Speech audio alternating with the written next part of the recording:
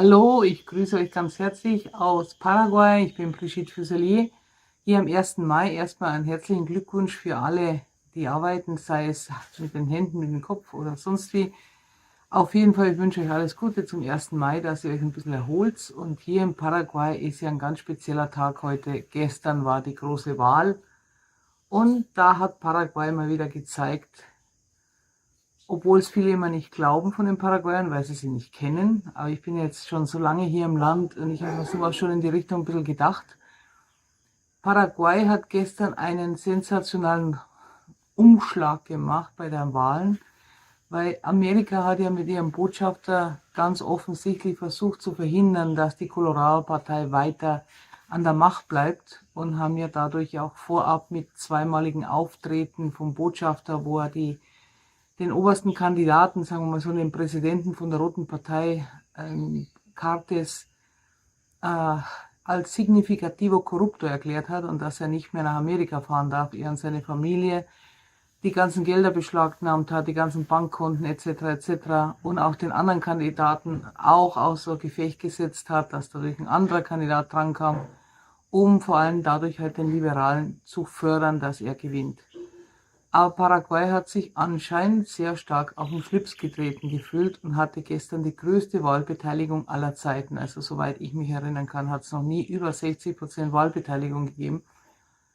Und das Interessante war dran auf jeden Fall der Rundum-Erfolg von der Roten Partei. Also Santi Peña ist der neue Präsident von Paraguay. Ein sehr gut vorbereiteter junger Mann, der in Amerika auch studiert hatte, Ökonomist ist, der schon einmal hier Minister war und damals ein sehr guter Minister, und zwar ein Finanzminister. Jetzt ist er Präsident geworden, obwohl eigentlich kaum jemand dran geglaubt hat, dass es nur werden wird nach der ganzen Einmischung, der internen Einmischung im Land. Ich denke, das war vor allen Dingen deshalb der Fall, weil Paraguay trotz allem noch ein sehr starkes, gläubiges und vor allem Familienland ist, wo die Leute nach wie vor stark an die Familie glauben. Und dieses ganze Gender-Thema ist den meisten Leuten doch sehr bös aufgestiegen. Und vor allem haben sie sich auch, die Kirche hat sich auch eingemischt, hat gesagt, die Leute sollen dran denken, an die Familie denken und ans Leben denken, weil die anderen Parteien halt ganz stark die Abtreibung und auch vor allen Dingen das ganze Gender-Thema in den Schulen voranbringen wollten. Und da waren halt die Paraguayer doch nicht so offen dafür. Das einzige Land, glaube ich, in Südamerika, wo auch die gleichgeschlechtlichen Ehen noch nicht zulässt. Und irgendwie wollte man scheinbar Paraguay noch dazu bekommen, dass es doch mitmacht. Und die Einmischung ist gerade im Gegenteil verlaufen. Paraguay wurde noch nie so stark von 17 Governationen, das sind so Bundeskreise oder Landkreise, Länder. Von den 17 Ländern wurden 15 Gobernadores, kann man übersetzen, so kleine Ministerpräsidenten oder so, gewählt, aber alle waren Colorado. Von den 17 sind 15 Colorado und nur 2 sind andere. Also Paraguay, Rundumschlag, ganz, ganz stark, hat gewonnen die Rote Partei, wie noch nie zuvor, obwohl man sich versucht hat, es zu verhindern mit allen Mitteln. Hat Paraguay dadurch eine ganz, ganz hohe Wahlbeteiligung und heute ist jeder ungefähr, zeigt den mittleren Finger und sagt, Amerika, das hast du nun davon. Das ist, was die Leute hier ausdrücken in den Medien, in den Netzwerken und ja, und damit ihr das auch ein bisschen versteht. Für Paraguay oder für uns Ausländer habe ich den Eindruck, ist die Wahlergebnis sehr positiv. Für uns, wo wir schon länger hier leben, auf jeden Fall. Weil die Rote Partei war nie gegen Ausländer. Auf keinen Fall.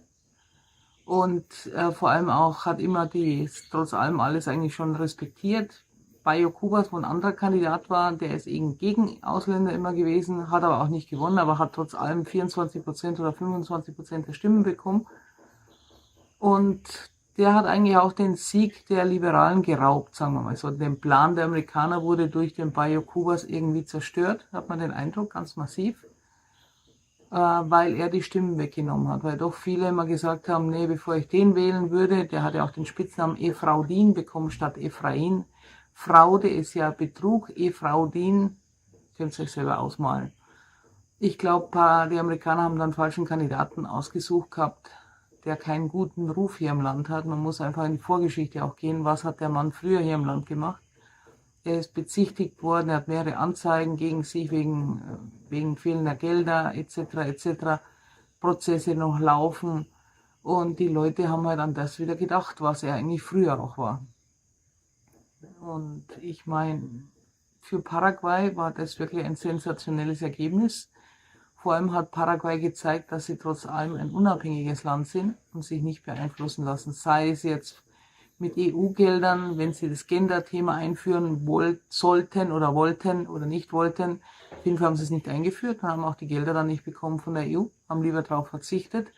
Und das Gleiche jetzt auch von Amerika, wo versucht wurde, dass Efraín gewinnt und er hat es halt nicht geschafft. Er war die falsche Person. Ich glaube, bei einem anderen Kandidaten wäre es vielleicht leichter möglich gewesen, aber es war halt einfach der falsche Kandidat für die Partei, weil in der eigenen Partei nicht beliebt ist. Und das war ein bisschen der Ausschlag jetzt in Paraguay. Für die nächsten 5 Jahre ist weiterhin die Colorado-Partei an der Macht. Ist ja auf der einen Seite auch ist ja nicht einfach so eine CDU oder Arbeitgeberpartei, sondern ist ja auch wirklich auch eine soziale Partei. Und ja, ich bin eigentlich auch sehr froh über das Ergebnis, muss ich auch sagen. Weil sonst wären sehr unsichere Zeiten auf Paraguay zugekommen. Vor allem die volle Erfüllung von der Agenda 2030, wo in Paraguay sich doch einige Politiker dagegen stellen und nicht mitmachen. Und das hat man halt gestern wirklich auch gemerkt. Die Leute wollen nicht, dass andere Länder hier so mitmischen in ihrem Land. Und mit, ja, wie man sieht, auch mit dieser über 60% Beteiligung an den Wahlen war das natürlich schon ein großer Schlag ins Gesicht für viele, wo anders gedacht haben. Und ich muss sagen, ich freue mich irgendwie für Paraguay, dass es so gelaufen ist und vor allem wünsche ich euch jetzt einen wunderschönen 1. Mai. Lasst es euch gut gehen. Ich werde jetzt gleich mein tolles Roggenbrot genießen von Michael Bock und meinen schönen Tee und schön frühstücken und draußen ein bisschen frische Luft noch schnappen und dann geht es Richtung Asunción wieder, Richtung San Lorenzo für die weiteren Arbeiten die Woche. Also ein bisschen eine kleine Aufklärung zur Wahl und Wahlergebnissen aus meiner Sicht natürlich, aber ich meine, man kennt das Land, wenn man schon so lange hier lebt. Wie ich immer sage, man kennt seine Pappenheimer. Also wenn euch das Video gefallen hat, drückt auf Me gusta oder aufs Glöckchen zum Abonnieren und dann kriegt ihr immer wieder was, wenn ich was Neues mitteile. Also alles Liebe, alles Gute, Servus.